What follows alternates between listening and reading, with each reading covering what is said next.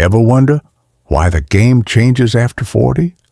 For many men, the relentless chase for more money, power, status quietly fades into the background. What if true fulfillment isn't found in what you gain, but in what you let go of? Discover the profound shift that redefines purpose for men over 40. There comes a moment in a man's life, subtle at first, but seismic in its truth, when the noise begins to lose its meaning. The world still hums with urgency, yet you feel no need to keep up with it. The race you once ran with such fire now feels like a distant echo. The chase, the proving, the endless pursuit of validation. It all starts to look like a game you no longer wish to play. When you were younger, motion felt like purpose. You mistook the noise of movement for the sound of progress. You wanted to be seen by women, by peers, by the world as capable, confident, victorious. Every glance that lingered, every message that landed, every conquest that fed your ego became proof that you mattered. But what you didn't realize then was that validation built on attention is the most fragile currency of all. It vanishes the moment you stop chasing it. Back then, women fascinated you because they represented something beyond reach. You wanted their admiration because it felt like confirmation that you were desirable, powerful enough.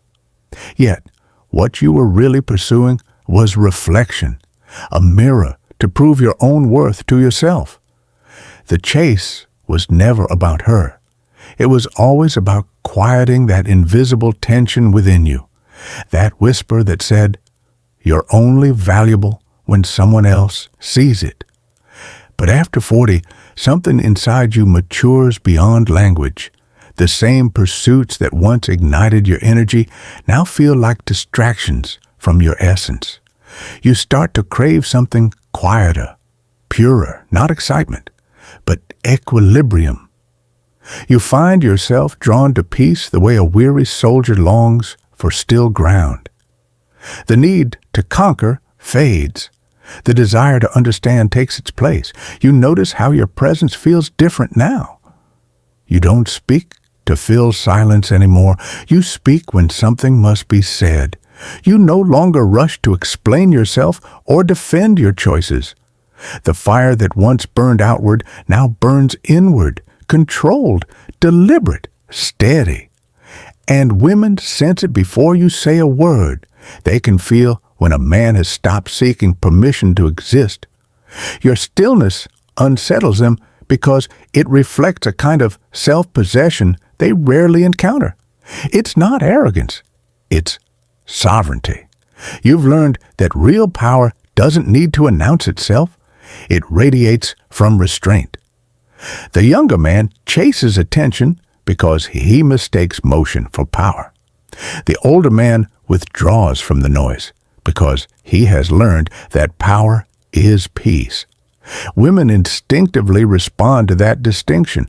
When your emotional center no longer depends on external validation, your energy shifts from grasping to grounding. You become the calm her emotions orbit around. You begin to notice the psychology behind it all.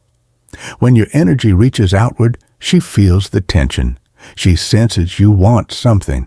But when your energy rests inward, she leans in unconsciously, drawn by the contrast. She may not understand why, but she feels it. The pull of a man who wants nothing, yet seems to have everything. And here lies one of life's quiet contradictions. The more you detach from the chase, the more magnetic you become. Because women are not drawn to desperation. They're drawn to composure. The more peace you protect, the deeper her curiosity grows. She wonders what world exists inside a man who doesn't need her to define his worth. That is the moment when attraction shifts from physical to psychological. She stops seeing you as one of many and begins to sense something unshakable in you, something she cannot manipulate, rush or control. It's the rare stillness of a man who has learned to master his own emotions before attempting to influence anyone else's. And that mastery didn't come from luck or technique. It came from pain. You've lived enough, lost enough, and rebuilt enough to understand that peace isn't given. It's earned through endurance, discipline, and letting go of what once owned you. There's a kind of liberation in that maturity. You can walk away from what no longer aligns without bitterness. You can observe without reacting, feel without losing control, love without surrendering your self-respect.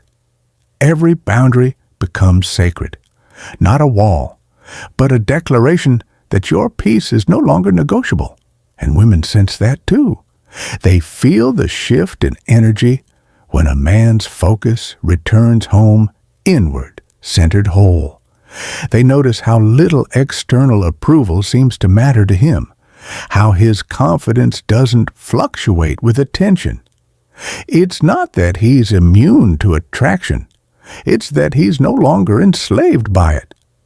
The irony is, this is when women become most drawn to you. Because in a world filled with men chasing comfort, you've chosen command. You embody the rare energy of a man who would rather be alone than lose his equilibrium.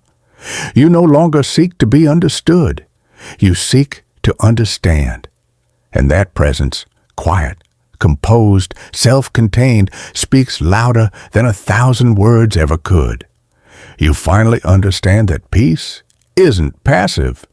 It's active mastery, the discipline of emotional control, the courage to be still when the world screams for attention. You no longer measure yourself by conquest, by how many approve or how many pursue. You measure yourself by how little it takes to disturb your calm.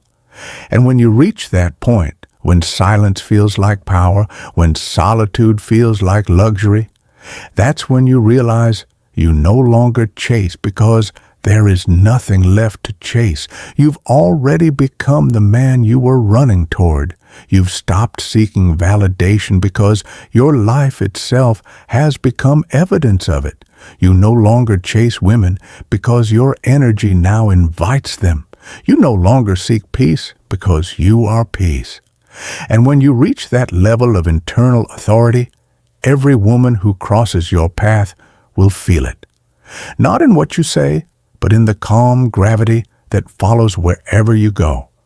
Because nothing is more magnetic than a man who has learned to protect his peace. When a man finally reaches that inner stillness, he begins to see how the world truly operates, not through noise or force, but through subtle exchanges of energy, emotion, and intent. He starts to observe what others are blind to, that most interactions are negotiations for control disguised as connection. Every smile, every silence, every text, delayed or answered, carries meaning. But the man who has learned to protect his peace no longer participates in these invisible power games. He simply reads them quietly, like a philosopher, decoding the patterns of human desire. You start to realize that peace is not passivity. It's power in its most disciplined form. Stoicism calls it apatheia, a state where emotion exists but never commands. Machiavelli would call it virtù, the ability to act with deliberate control amid chaos. Modern psychology calls it emotional regulation. But to the man who has lived through storms, it simply feels like freedom, the ability to remain himself no matter what or who surrounds him. You begin to understand that women and people in general are not drawn to the loudest energy, but to the most centered one. They instinctively seek stability in a world that constantly pulls them apart. When a man stands calm in the middle of emotional turbulence, he becomes something more than attractive. He becomes grounding. His steadiness becomes a mirror that exposes the instability of everyone else. And yet this steadiness does not mean softness. It's not about avoiding conflict or seeking peace to please others. It's about embodying peace so fully that no one's chaos can infect it. It's a sharp kind of calm, the calm of a sword resting quietly in its sheath, aware of its power, unwilling to be drawn for anything less than purpose. You see this dynamic play out everywhere in relationships. The man who argues from emotion loses authority. The man who listens with control gains influence and attraction. The man who seeks validation loses value. The man who maintains self-respect becomes magnetic. In leadership, the man who demands obedience breeds resistance. The man who leads by presence inspires loyalty. Because all forms of respect from women, from peers, from life itself, are rooted in how well you command yourself. That's the eternal principle. The one who conquers his emotions controls the field. A woman's attraction is not random. It's psychological design. She is biologically wired to respond to emotional strength because it signals safety. When she feels your calm under pressure, when she sees your restraint in temptation, when she senses your clarity in uncertainty, something ancient in her relaxes. You become the quiet certainty in a world built on unpredictability. But make no mistake, this strength is not built overnight. It's forged through moments of restraint that once felt unbearable. The text you didn't send, the argument you didn't engage in, the attention you didn't chase. Each act of restraint was a brick in the architecture of your peace. You didn't know it then, but every time you held your ground against impulse, you were teaching your nervous system loyalty to calm. You were programming your power. The Stoics spoke of ruling the self as the only form of true kingship. They understood that no empire built on desire can last. A man may conquer nations, but if he cannot conquer his own reactions, he remains a servant to emotion. And so, in silence, through years of mistakes, you built an empire of composure, brick by brick, invisible to others, unshakable to you. The Machiavellian man, on the other hand, understands the strategic side of this same truth. He knows that composure creates leverage. He studies not only his emotions, but others. He sees how quickly people reveal their intentions under pressure. He knows that patience exposes truth faster than confrontation ever could. Where others rush to react, he waits. Because waiting is how power gathers its force. And here lies the modern inversion.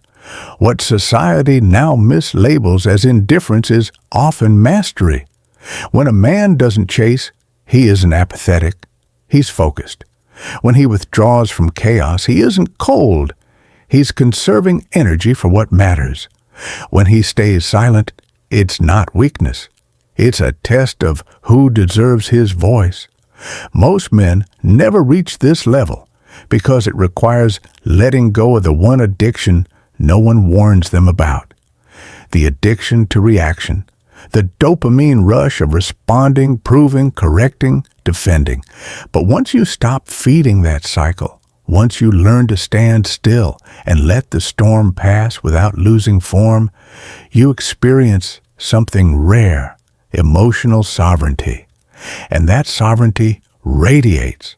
People begin to treat you differently. Women become more respectful, more curious. They approach with caution, not because you intimidate them, but because you don't conform to the predictable pattern of men they're used to.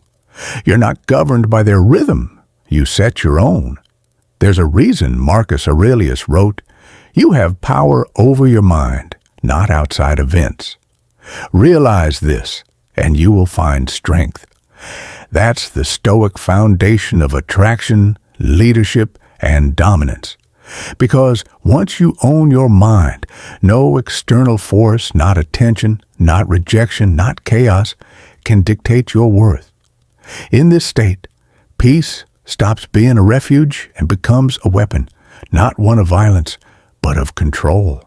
The man who does not react cannot be manipulated. The man who needs nothing cannot be bribed. The man who moves only with intention cannot be predicted and therefore cannot be controlled. That is the highest expression of masculine evolution. Stillness with strength, composure with capacity, peace with power.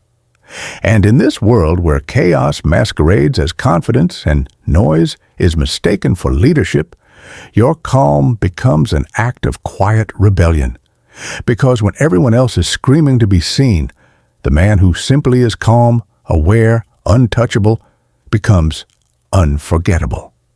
There comes a point when a man no longer asks, "What do I want?" but rather, "What disturbs my peace?" That question becomes his compass. He begins to measure life not by how much he accumulates, but by how little he allows to shake his center. The chase dissolves, the noise fades, and in the quiet that remains, something sacred begins to take form. Self-mastery.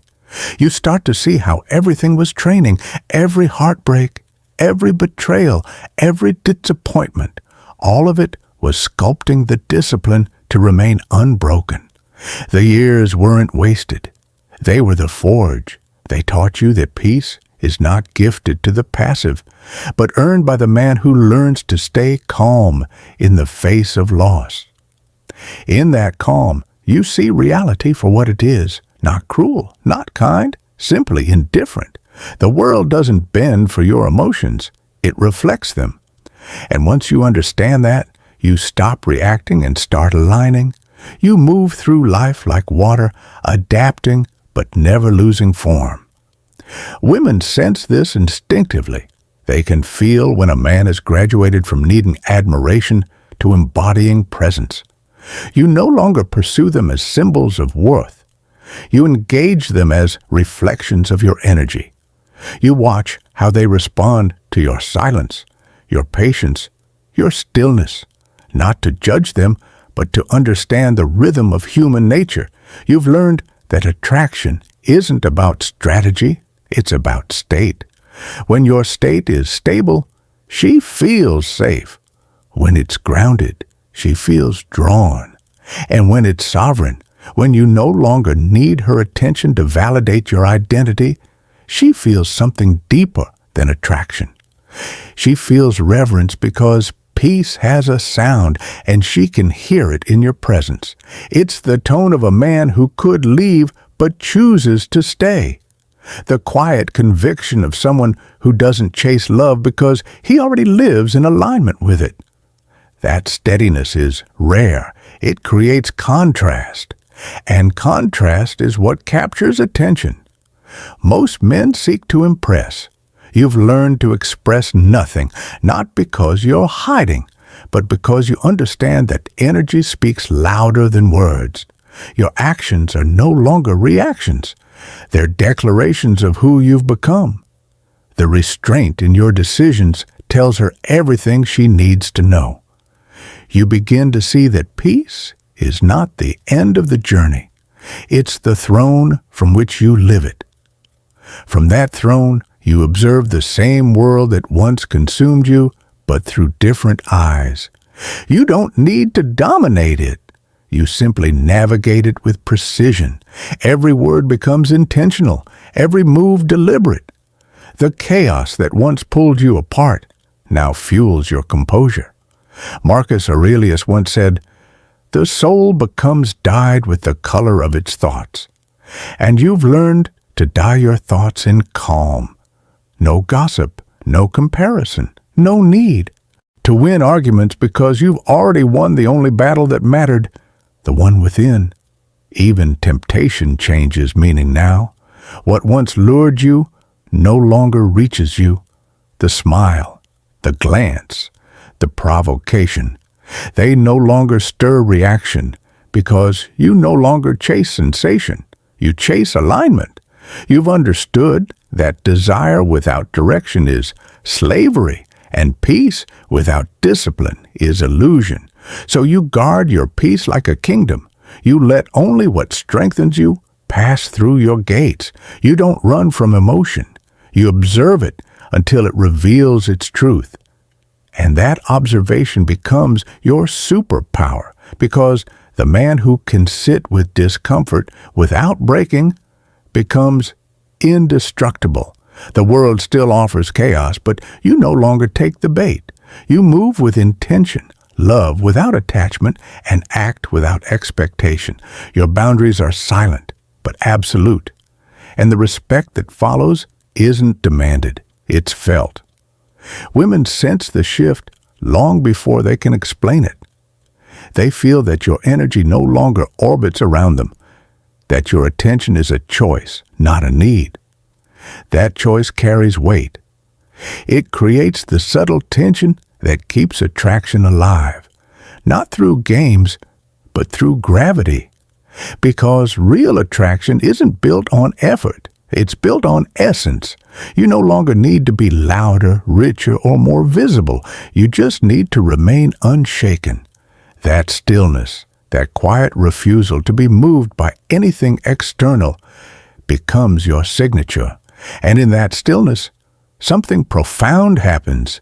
You rediscover joy.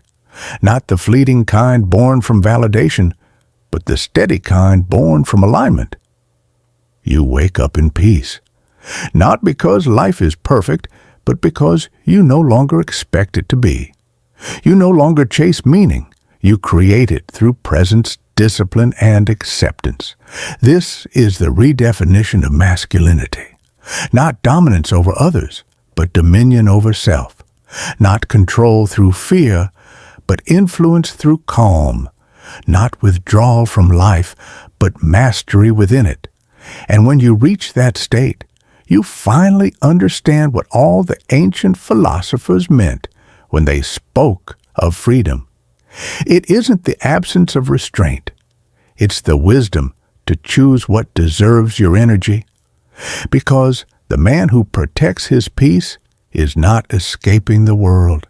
He's building one inside himself that the world cannot shake. And when you live from that place, calm, sovereign, complete, you realize that peace was never the reward for walking away from the chase. It was the power you were searching for all along.